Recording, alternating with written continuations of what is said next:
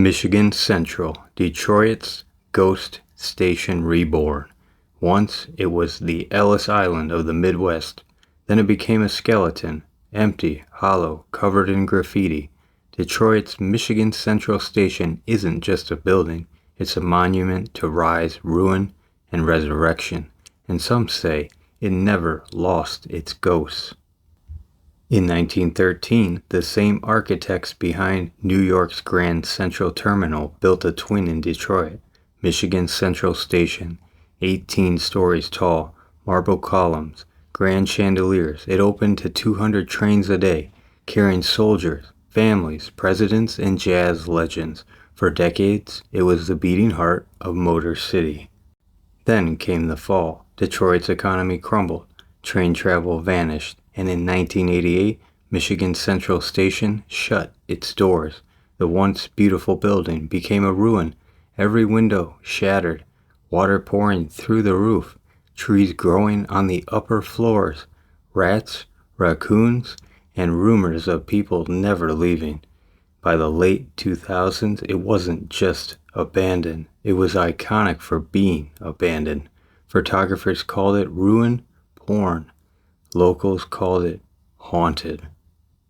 Inside the crumbling walls were secrets, a freight elevator big enough for cars, tunnels rumored to connect to the Detroit River, spray-painted messages like, "This is where you die."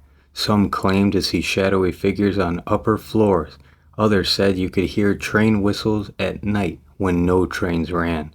At least one urban explorer claims they heard footsteps above them on a floor that didn't have a ceiling left. And yes, people lived inside.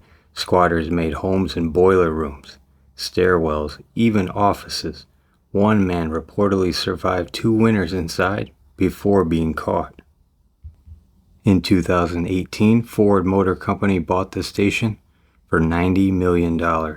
They spent over $900 million turning the ghost station into a tech hub, museum space, and mobility campus. It reopened in June 2024 with a full concert headlined by Eminem, Diana Ross, and Jack White. Tens of thousands came to see the lights come on again, and now it's not a ruin, it's Detroit's future, once filled with soot, sorrow, and silence, now buzzing with life again. Michigan Central Station is proof a city and a ghost can come back to life.